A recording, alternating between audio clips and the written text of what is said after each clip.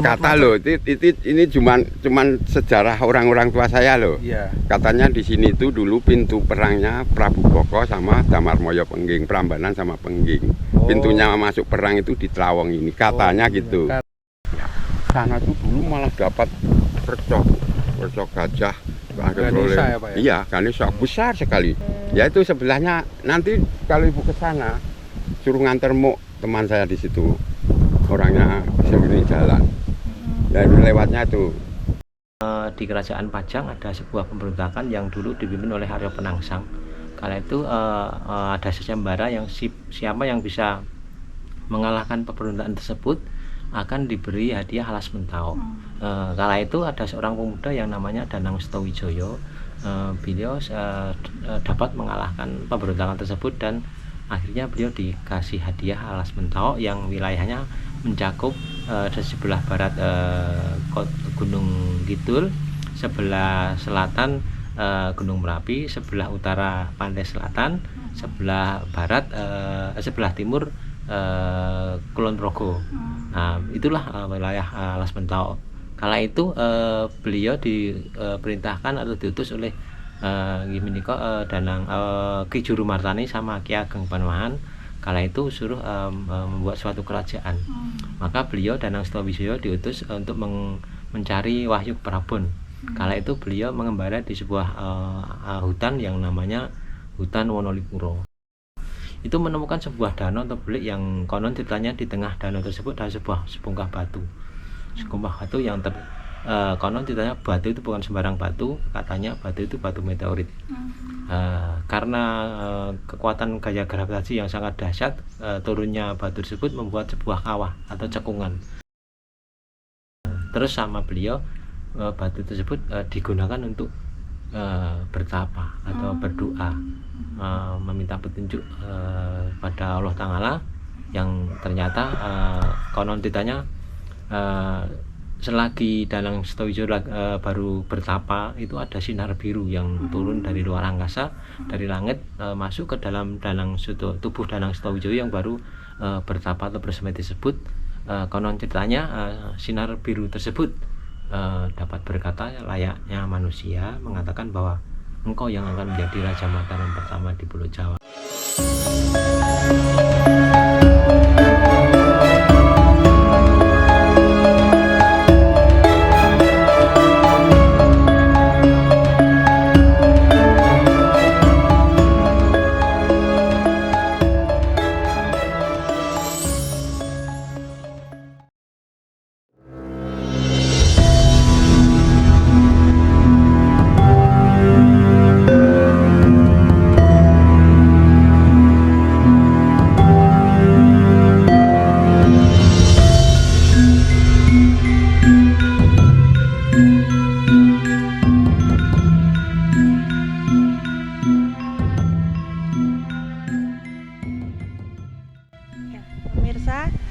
Ini tadi berdasarkan informasi Pak Sujianto bahwa di sini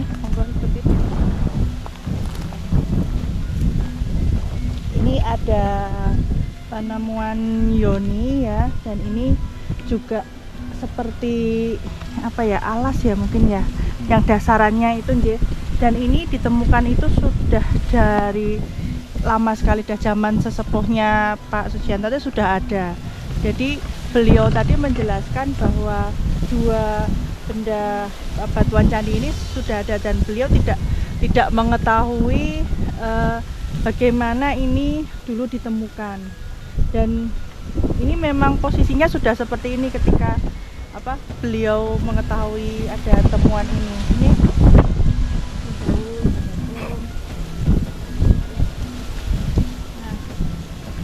Ini posisinya menempel di akar pohon ya, di pohonan gini. Jadi kayaknya sudah kayak paten gini ya. Nah, dan ini katanya kalau digali masih ada. Dan di sini kemungkinan besar ketika akan dilakukan penggalian lagi tuh kayaknya masih banyak benda-benda seperti ini. Nah, itu terbukti dengan adanya penemuan batuan candi di sebelah gundukan sebelah sana. Kita akan ke sana nggih. Oke ya. Nah, pemirsa, di sini kan candi itu kan ditemukan udah lama di situ. Nah kalau yang ini ditemukan sama mahasiswa pemirsa, muncul waktu digali. Nah, nggak tahu ini apa umpak atau apa ya, apa yoni. Dan di sini gundukan ini dipercaya itu di dalam tuh ada candinya pemirsa.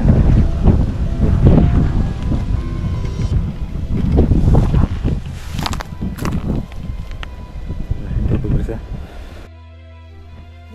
Wah kencang banget pak. Duh, gede banget cok. Tapi ketutup di alam ya. Oke, biasanya jangan anu ngono sih itu. Tapi cerete kok pun pegel Pak. Nggih. Iki berapa deh? Yoni kah? Apa? Kok ageng sangat? Ageng. Malah dupane kula tak telas keting riko kok. Biasanya sok maring itu fotoku. Ini pemirsa, ini yoninya gede banget pemirsa. Ini ukurannya mungkin udah 1 meter lebih. Udah kedenger ta saya. Nek cara mriki ngarani lawang kori kan. Lawang kori.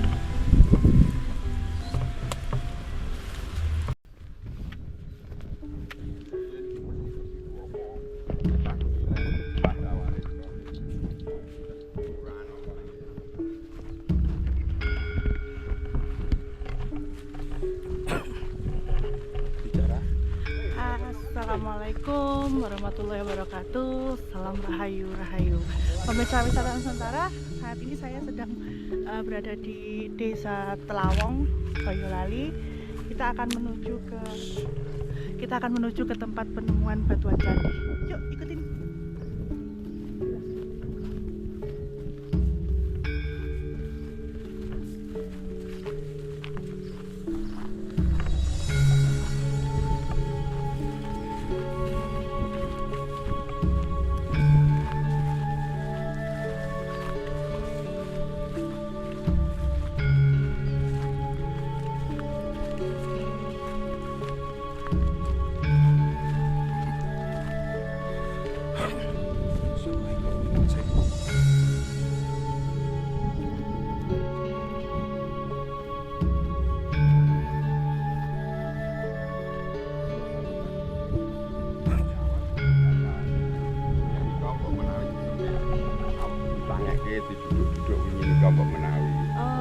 Nah ini saya sudah bersama narasumber, kita kenalan dulu dengan narasumbernya. Saya dengan Bapak siapa? Sujianto. Pak Sujianto. Ya, Pak Sujianto mungkin bisa dijelaskan sedikit awal mula dari penemuan batuan candi ini, Pak. Monggo, Pak. Kalau saya sih Bu, enggak tahu persis yang menemukan siapa, saya enggak tahu. Tapi waktu saya kecil, kalau ke sawah cari rumput, ini udah ada Bu. Udah ada. Berarti dari zaman dulu mungkin sesepuh dulu nggih Pak, sudah ada nggih Pak nggih. Iya. Nah, dulu ketika memang udah ada dua ini Pak, ada beberapa batuan ini Pak. Ini yang di permukaan ini Bu, terus ketahuan anak-anak arkeologi tahu juga dapat itu lagi. Terus lainnya saya enggak tahu. Tapi yang dilihat sana juga makam sana lebih besar juga, lagi. ya, Pak? Masih ada lagi ya Pak? Lebih besar lagi sana. Iya. Udah di atas permukaan tanah ya Pak. Ya. Nah, tadi Bapak sempat cerita kalau ada teman-teman mahasiswa dari arkeologi datang ke sini ya Pak. Iya, banyak sekali dulu. Nah, kemudian dari teman-teman arkeologi itu menjelaskan nggak Pak dari batuan-batuan candi ada yoni dan segala macam ini tuh dari zaman kapan Pak, era apa gitu ada? Anu aja Bu, kalau informasi itu dulu kan mahasiswa langsung resmi dari kelurahan Bu. Oh, mungkin kan dari pihak kelurahan bisa secara itu bisa terungkap mungkin. Dulu mahasiswa itu dari kelurahan Bu. Oh, jadi gitu. perangkat desa dikumpulkan di situ sama susu dikumpulkan di situ. Duduk ternyata nggak dilanjutkan, katanya takut atau nggak tahu katanya atau gimana gitu katanya. Ya, gitu. Nah Pak, kalau berarti kan di belakang kita ini kan juga ada temuan ya Pak Yoni. Itu yoni atau apa ya? Nggak tahu bentuknya kayaknya kayak umpak ya. Oh, kayak umpak. Nah, Pak, ini termasuk yang terbaru atau dos pundi Pak atau gimana Pak? Kalau itu dulu nggak kelihatan Bu, mungkin itu Tiba-tiba muncul, Pak? diangkat setelah anak mahasiswa itu kali loh Pak. Itu dulu waktu kecil saya nggak ada di situ. Jadi- Yang tahu cuman ini dua ini. Nah, pemirsa, ini batuan yang di belakang kita yang ada gundukan itu ya, kayak gundukan batu-batuan ini, itu termasuk penemuan baru. Dan ini juga waktu zaman Pak Susianto kecil tuh belum ada nje Pak nje. Belum kelihatan. Belum tapi kelihatan kalau ada ya. Mungkin ada, tapi belum Belum kelihatan. kelihatan. Mungkin kita boleh ke sana Pak, monggo Pak. Belum kelihatan dulu Bu. Ini kan dulu gundukan banyak pepohonan berumbun sekali Bu. Ini kan diduduk sampai sana, sampai sana. Ini kan pepohonan besar-besar ini. Kalau ini baru kelihatan waktu anak mahasiswa datang ke sini, waktu kecil saya belum kelihatan ini. Mungkin dari bawah terus diangkat ini mungkin Bu.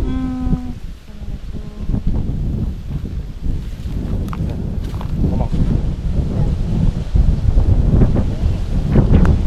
Saya kurang kalau kayak Yoni kayaknya bukan ya, bukan Yoni. Nah, pemirsa, ini adalah penemuan waktu itu ada mahasiswa dari arkeologi yang kemudian datang ke Desa Telawong ini dan bersama dengan pihak kelurahan di sini kemudian bersama-sama seperti menggali gitu nje Pak Nje. Menggali area sini terus kemudian ditemukan ini, dan ini kayaknya sudah tadinya mungkin berada di bawah sini, kemudian ketika penggalian itu ketemu kayaknya terus kayak diangkat gitu, ditaruh di atas. Tapi kami belum mengetahui ini apakah Yoni atau bukan. Bang Sewu. Nah, kita Di juga sini ada gundukan ya. Nah, di samping dari penemuan batuan candi ini ada gundukan. Nah, ada kemungkinan besar ini di sini tuh juga masih banyak benda-benda sejarah di sini, benda-benda batuan candi. Nah, ini mungkin dari pihak pemerintahan desa, kelurahan sedang berupaya untuk nanti ada tindak lanjutnya lagi.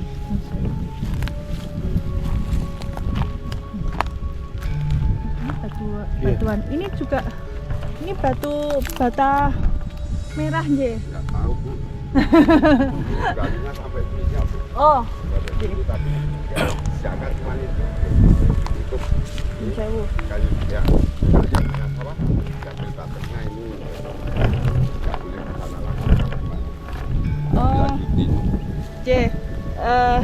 Berdasarkan informasi dari Pak Susianto bahwa dulu penggaliannya itu dibatasi sampai sini J, oleh pemilik lahan ya Pak J. Pemilik lahan, karena ketika sudah di sebelahnya itu tidak boleh digali lagi. Jadi ini ada batasan patoknya hanya sampai sini saja penggaliannya. Ngomong Pak. Di sini kan ada pohonnya serut. Pohon serut. Iya, pohon serut di sini. Jadi teman saya tidur di sini dan inginnya cari emas gitu aja. Mas. Iya, tapi dapat nggak Pak? nggak dapet. Ya itu ditemui orang berjubah dan pengen temu aku lemnya. Coba masjid, aku ini ngulon ngalor. Bilangnya cuma gitu. Disuruh ke masjid gitu Pak. Siapa masjid gitu. Tapi soalnya kan di sini dulu terkenalnya setiap yang nyangkul kelihatan emas. Oh, bisa dapat emas. Tapi nggak mau ambil. Oh. Soalnya kalau ambil resikonya besar gitu. Iya. Ada yang meninggal gitu. Tapi Pak Nun Sewu, tadi Bapak kan cerita ada yang nyangkul terus kemudian kayak menemukan emas. Iya. Itu terakhir kapan Pak? Wah udah lama Bu, saya Udah masih lama? kecil aja. Hmm. Yang punya sawah ini istrinya. Oh.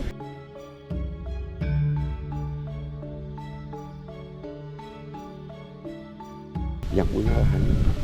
Oh, yang punya lahan itu ya Pak ya. Istrinya tapi katanya kadang-kadang muncul di sini. Itu Nah, pemirsa, tadi kan Pak Susianto juga menceritakan bahwa ketika petani-petani di sini ketika mencangkul terus kemudian tidak sengaja menemukan barang berupa itu emas gitu, itu mereka tidak berani mengambil karena ya taruhannya nyawa dan itu resikonya sangat besar sekali gitu. Karena itu di satu sisi juga itu adalah bukan hak mereka. dilihatin udah.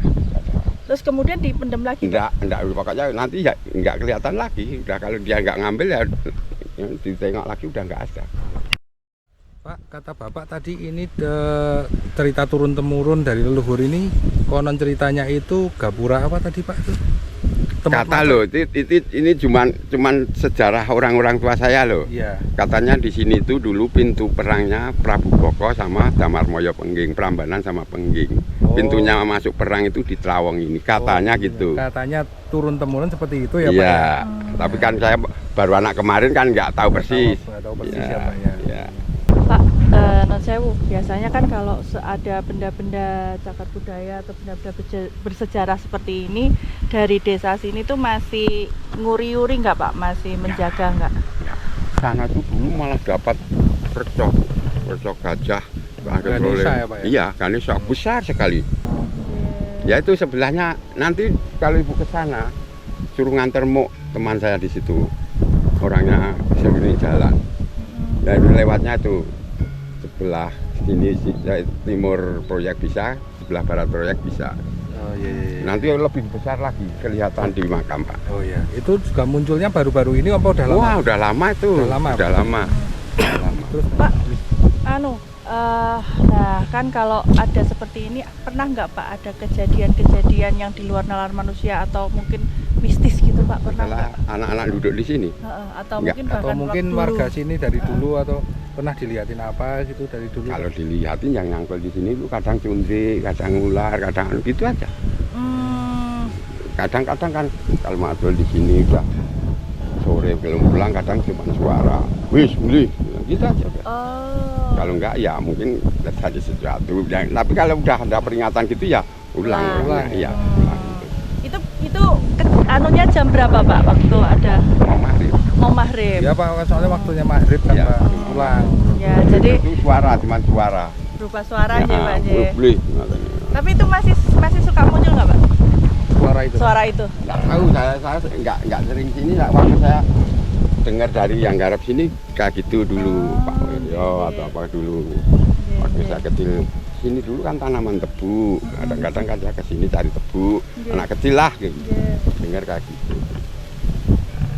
Kalau di kampung Bapak sendiri sampai sekarang masih suka ada rasulan atau merti dusun gitu nggak Pak? Nek metri dusun masih ya, tapi Pak? rasulan sebagian udah menghilang. Keahlian ada kadang-kadang, ya itu ada yang alirannya kayak gitu, kadang-kadang udah nggak ada. Ya, Tapi kayak kalau ini. keluarga saya masih nguri-nguri itu kan leluhur kayak gitu. Kalau menteri desa ada Pak, ada. Ya semoga aja masih bisa di acara seperti itu masih bisa dilestarikan ya Pak ya. Sekarang diambil kelurahan Pak, setiap pawayangan Pak. Pewayangan. Iya. Berarti ada acara nangkep wayang Iya, Pak, diambil J. desa sekarang. Sebelumnya Bapak, aktivitas Bapak sehari-hari apa Pak? Boleh tahu? Ya itu angon bebek sama ke sawah. Bangun bebek sama Iya, ke sawah. iya. J. Nah, Pak, berarti waktu Bapak diceritakan oleh sesepuh bahwa ada peninggalan benda-benda candi dan segala macam seperti ini, gimana Pak dari respon Bapak sendiri? Ya sebenarnya sih ya saya ingin ini muncul saya bikin orang luar tahulah sejarah ini biar desa saya itu dikenal sama dunia luar gitu. Jawanya iya. nggak hilang gitu ya. Iya, tapi kan gimana ya dari kelurahan kan dana kan terbatas Bu. Iya. Mungkin ada yang lebih diprioritaskan lagi. Itu bangun itu aja baru-baru ini itu berapa tahun itu. Itu dulu kan SMA Sudirman saya bakar. Soalnya lahannya nggak diganti, nggak ada tukar guling. Sekarang dibangun SMP Negeri Sawit itu. Itu kan saya dulu, saya ditahan 5 bulan sama teman-teman dulu. Waktu reformasi dulu itu. Iya. Dan kita akan melanjutkan ke penemuan candi yang di sebelahnya ini, pemirsa, ada di sebelah sana pemirsa. Yuk.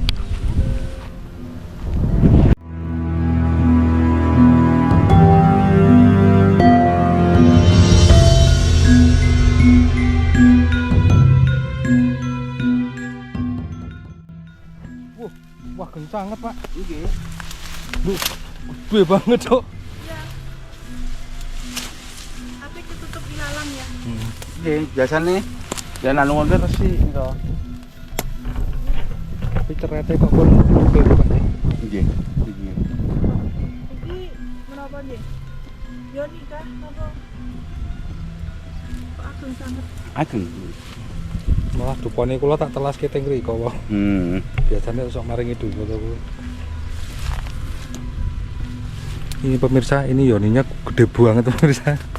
Ini ukurannya mungkin udah 1 meter lebih ini. Mulai udah denger tas hasil.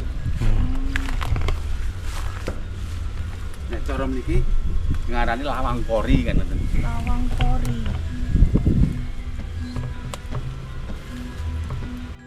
Assalamualaikum warahmatullahi wabarakatuh. Salam rahayu rahayu. Pemirsa Wisata Nusantara, saat ini saya masih berada di Desa Tlawong, Boyolali, Jawa Tengah.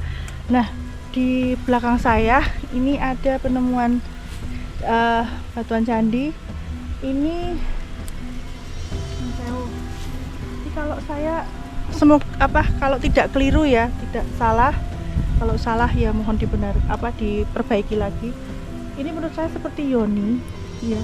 Tapi ini masya Allah besar banget.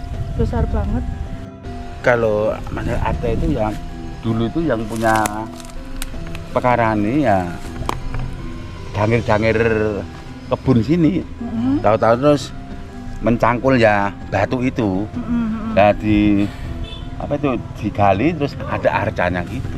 Arcanya apa Pak? Katanya Ganesha sama yang satu itu kan kayak Erlangga itu. Kayak Erlangga. Kalau yang satu Ganesha gajah itu. Oh, Katanya besar banget ya Pak? Iya besar. Setingginya berapa Pak? Kalau yang gajah itu segini. Oh, berarti 2 meteran ya Pak ya? Ya sekitar 2 meteran. Hampir 2 Iya. meteran ya?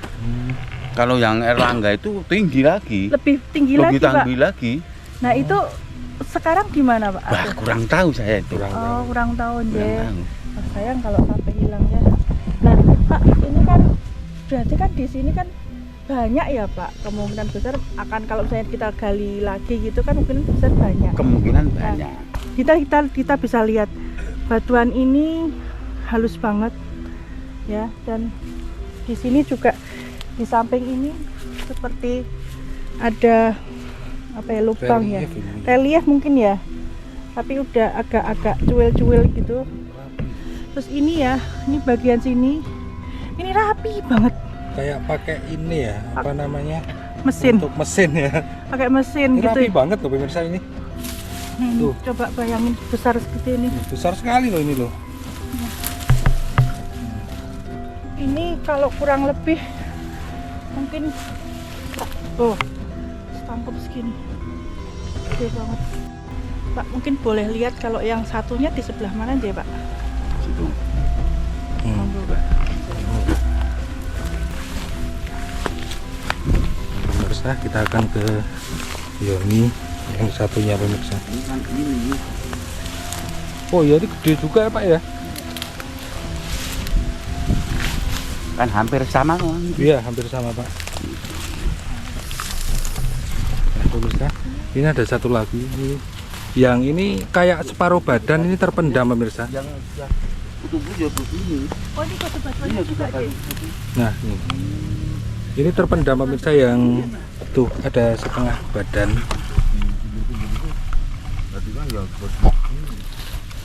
Tuh.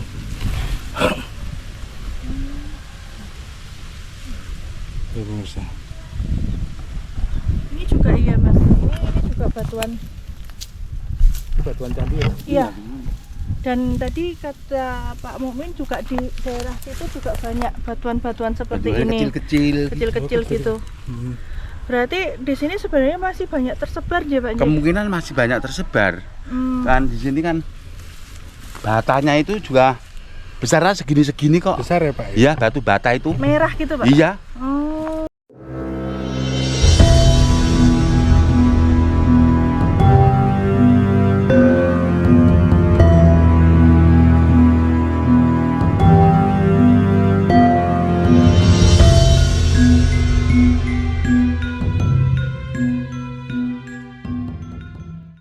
Assalamualaikum warahmatullahi wabarakatuh.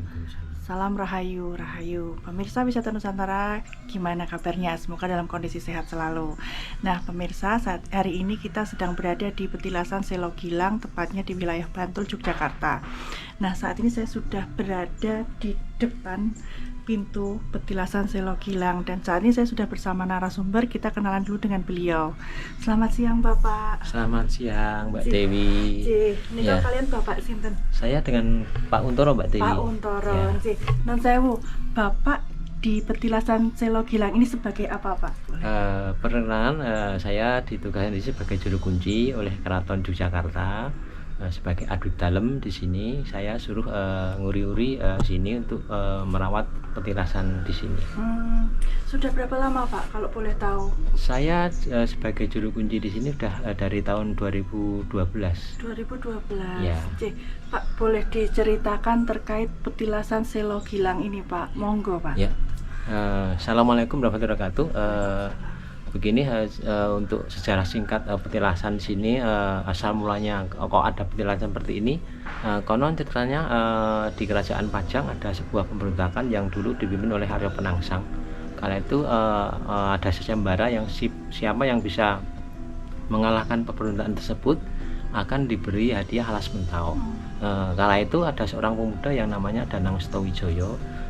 Beliau dapat mengalahkan pemberontakan tersebut dan akhirnya beliau dikasih hadiah alas mentau yang wilayahnya mencakup di sebelah barat Gunung Kidul, sebelah selatan Gunung Merapi, sebelah utara Pantai Selatan, sebelah barat sebelah timur Kulon Progo. Nah, itulah wilayah alas mentau. Kala itu beliau diperintahkan atau diutus oleh Danang Ki Juru Martani sama Ki Ageng Panembahan. Kala itu suruh membuat suatu kerajaan. Maka beliau Danang Setowijoyo diutus untuk mencari Wahyu Prabon. Kala itu beliau mengembara di sebuah hutan yang namanya hutan Wonolipuro.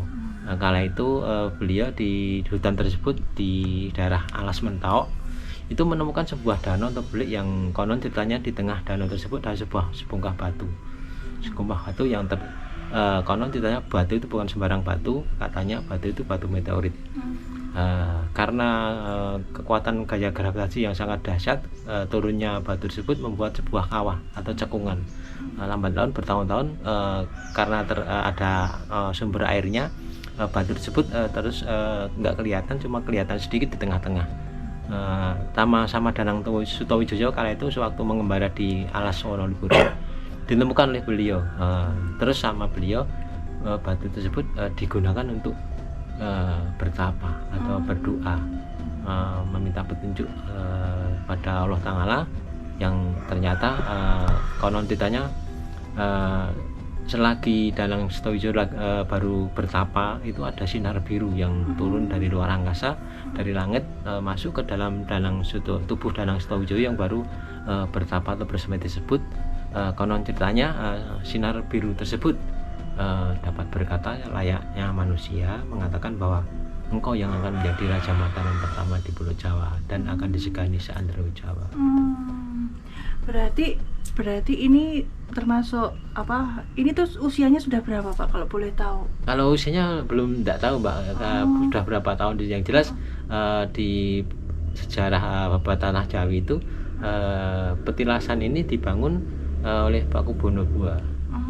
Paku Bono II, karena akan dibangun bangunan seperti ini tidak bisa, karena kan dulu ada sendangnya atau beliknya untuk ditanami batu pondasi. Sama beliau Paku Bono II terus ditimbun, diuruk.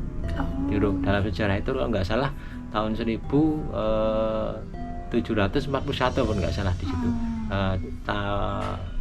Sendang tersebut ditimbun sama pasir Pantai Selatan, terus dibangun bangunan seperti ini oleh Paku Bono II. Zaman VOC. Nah, berarti ada kaitannya dengan ketika zaman VOC ya, Pak? Ya. Itu gimana, Pak? Monggo. Ya, karena dulu VOC Belanda itu kan di daerah Ganjuran sini kan mereka kan menjajah, juga mendirikan perkebunan tebu sama mendirikan pabrik gula. Nah, itu air yang dari sini yang keluar dari petilasan ini kan sama orang penjajah Belanda dimanfaatkan air tersebut. dibawa sama orang Belanda untuk mengairi tanaman-tanaman baru yang berada di daerah Gajuran.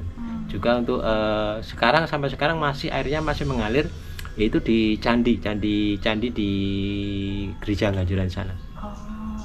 Nah, Pak Nun Sewu, kan kalau di sini kan kalau biasanya berarti petilasan ini Danang Sutawijaya ini berarti termasuk di raja pertama nggih, Pak? Raja pertama. Ketika era Mataram nggih, Pak? Nggih, leres. Nah, setelah ini udah bertahun ya, Pak, ada petilasan di sini. Yeah. Nah, ketika pertama kali ada petilasan ini tuh banyak nggak, Pak, warga yang misalnya datang ke sini untuk ziarah segala macam? Sampai sekarang masih semua warga sekitar juga masih ada yang datang ke sini bila mereka punya hajat atau akan ada keperluan berdoa ngalap berkah istilahnya, sering datang warga ke sini yang untuk berziarah ke sini juga ikut napak tilas, juga ikut berdoa di dalam. Ya.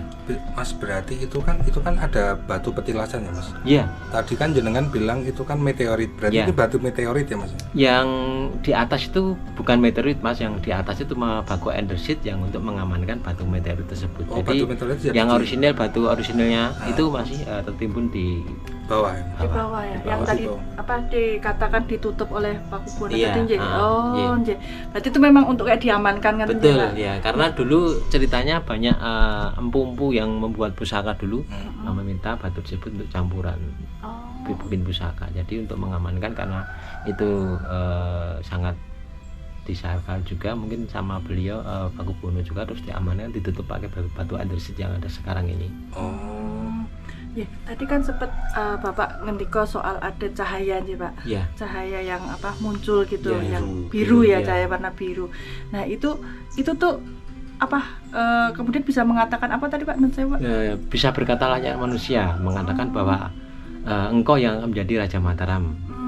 Bilang ke Danang Sutawijaya yang baru bertapa tadi. Ketika bertapa ya, Iya. beliau bertapa, dan itu terus kemudian kejadian Iya. ya, beliau menjadi Raja Mataram. Mataram. Nah, jadi setelah Danang Sutawijaya ini berarti kan sosok yang hebat nih, Pak, Iya. karena beliau adalah Raja Mataram Iya. pertama.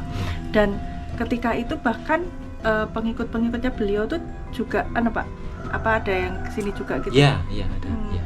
Selama zaman CVOC juga gitu, Pak? Iya. Nah, Pak, kalau petilasan ini kan Nun Sewu, biasanya kan pihak keraton kan pada rawuh ke sini. Iya. Banyak nih, Pak. Ada. Dari keraton Jogja. maupun keraton Solo. Oh, nggih. Kemudian ini, Pak, kalau biasanya manusia itu kan kalau kaitan dengan petilasan Iya. itu kan ada berkaitan dengan sesuatu hal yang sifatnya mistis. Iya. Nah, apakah ada Nun Sewu ini? Apakah ada kejadian-kejadian Tidak masuk akal. kejadian yang tidak masuk akal, Ya, Pak? sering peziarah seni itu sering masih dilihatin sinar biru masih muncul, Pak. Oh, ada. Oh, sinar biru. Sinar birunya masih muncul di dalam. Oh, nggih. Ya. Berarti dari Nun Sewu dari batu itu, Pak? Iya.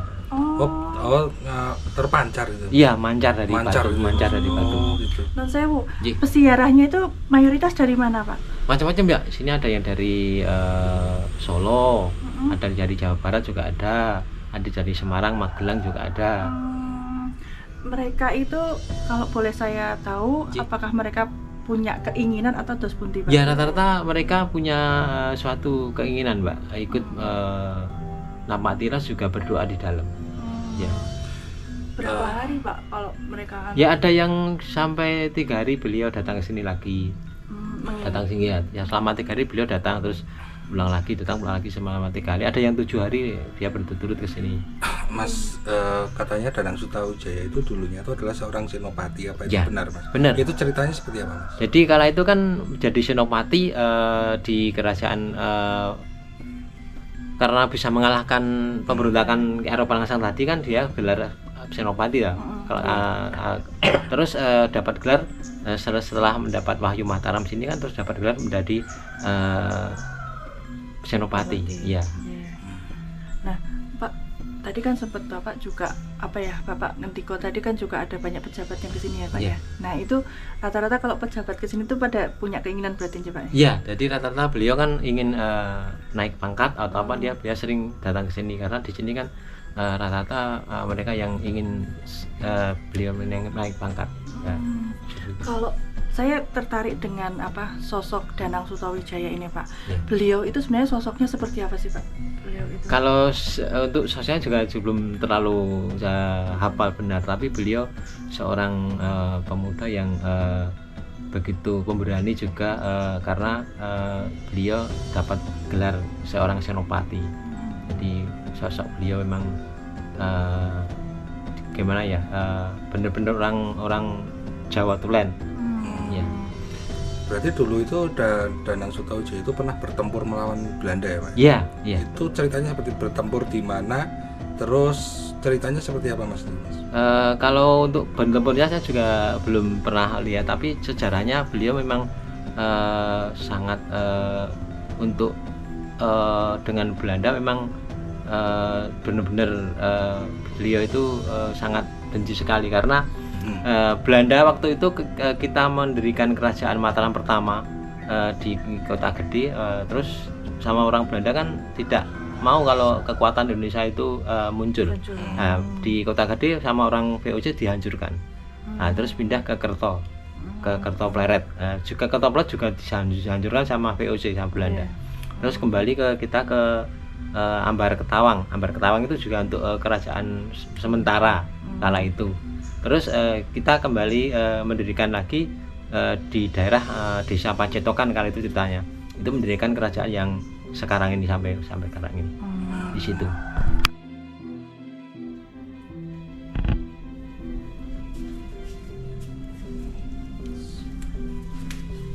Nah,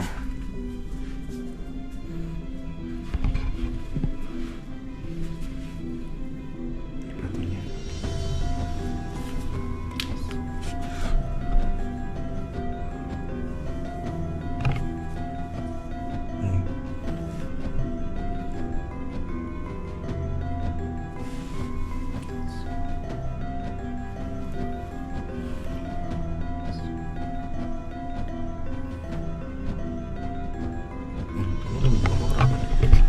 Nah, pemirsa, ini adalah petilasan dari Danang Sutawijaya, dan ini tadi Pak Untoro menceritakan bahwa beliau itu ketika bertapa itu di sini, jadi di atas kayak batu meteor gitu. Nah, batunya itu berada di bawah ya, berada di bawah, dipendam gitu. Nah, ketika beliau bertapa itu muncul cahaya biru dari langit, dan itu yang kemudian cahaya itu bisa bicara selayaknya manusia, dan cahaya itu mengatakan bahwa kamu besok yang akan menjadi Raja Mataram pertama. Nah, ini kita sedang berada di dalam petilasan, dan ini Batu meteornya itu ada di bawah di ya, bawah pemirsa. ya sini ya. Di bawah sini. Karena ini kan batu andesit biasa untuk menutup ya, pemirsa. Gitu. Untuk melindungi ya, pada saat itu untuk melindungi dari empu-empu yang membuat keris, karena batu meteor itu sebagai digunakan untuk bahan membuat keris, pusaka gitu. Saya pemirsa, saya di dalam sini kok agak merinding ya. Ayo. Mas, ini petilasan ini atau Senopati Danang Sutawijaya ini apakah ada hubungan dengan Ki Ageng Pemanahan, Mas? Itu Ki Ageng Pemanahan itu kan yang nyuruh Danang Sutawijaya kala itu untuk mengembara, mencari wahyu ke Prabon istilahnya. Ya, terus itu disuruh mengembara ke Alas Mentau, menemukan sebuah danau belik yang ada tengahnya ada batu tersebut. Itu berarti Ki Ageng Pemanahan itu ini benar atau enggak ya, Mas? Itu Ki Ageng Pemanahan itu guru dari Danang Sutawijaya, itu benar? Ya, benar. Betul ya, Mas? Benar ya. Itu guru, Mas, itu guru spiritual atau guru agama atau lebih seperti apa, Mas? Ya, mungkin guru spiritualnya juga. Guru agama juga ya. Ya, Ya, makanya kan dia juga penyiar agama kan. Makanya dia dapat gelar Panembahan. Sebenarnya Manembah kan itu kan ulama tapi disembunyikan beliau. Pak, non sewu. Ini kalau boleh tahu detail tempatnya, alamatnya, Pak, monggo. Ya, petilasan Gilang Lipuro atau Selo Gilang itu tempatnya berada di wilayah Bantul paling selatan itu di Kecamatan Pandak, kelurahannya Gilanggarjo. Ya. Kalau misalnya ada pengunjung yang pengen sowan, pengen ziarah, bisa kapan Pak waktunya? Sini dibuka 24 jam, Mbak. 24 Jadi jam. 24 jam. Jadi setiap ada tamu biasanya nanti mereka tanya sekitar sini jurukunya mana, karena saya sendiri kan tinggalnya di sebelah Petilasan, jadi deket. Ya. Nah Pak Ansewo, kalau biasanya kan kalau Petilasan ini kan masyarakat kan, apakah di sini di Gilangharjo ini masih nguri-nguri Pak? Masih sampai sekarang di sini itu ada tradisi tahunan, Mbak. Setiap bulan mau menjelang Ramadan, Padusan itu di sini sering diadakan jamasan selo. Jadi setiap bulan menjelang Ramadan tanggal 1 itu biasanya nanti ibu-ibu kumpul di sini semua bareng-bareng warga masyarakat sekitar, membersihkan batu yang ada di dalam, dibersihkan, disucikan. Terus selain itu juga apakah selain tadi mensucikan segala macam, juga apakah ada tradisi yang lain Pak? Cuma ada itu tradisinya, ada cuma salah satu itu jamasan selo sama genduri nyadran juga di Petilasan ini. Itu berarti sebelum Ramadan ya Pak? Sebelum Ramadan. Berarti kalau misalnya ada orang awam yang pengen rawuh ke sini, datang ke sini boleh Pak? Boleh menyaksikan acara tersebut. Pak, mungkin ada pesan-pesan untuk pemirsa wisata Nusantara terkait nguri-nguri kebudayaan itu seperti apa? Monggo Pak. Ya, mungkin saya pesan pada pemirsa di konten ini, mungkin nanti kedepannya tolong gunakanlah tempat sejarah ini sebagai pelestari budaya dan bisa mengeruri ke depan agar sejarah Petilasan Selo Gilang itu tidak punah, tahu sejarahnya yang jelas untuk anak cucu kita. Mungkin ada ini nggak Pak, tata tertib atau unggah-ungguh kalau ketika kita mau berkunjung ke sini Pak? Di sini yang pertama sebelum masuk peziarah itu pertama harus berpakaian sopan dan rapi. Yang pertama, yang kedua sebelum masuk para pengunjung diwajibkan untuk berwudu dulu, suci dulu. Jadi karena di sini disakralkan tempat yang suci, maka setiap peziarah disuruh bersuci dulu, berwudu dulu biar nanti masuk juga bersih. Nah, matur nuwun Pak Untoro. Ye. Matur nuwun. Wassalamualaikum, salam rahayu.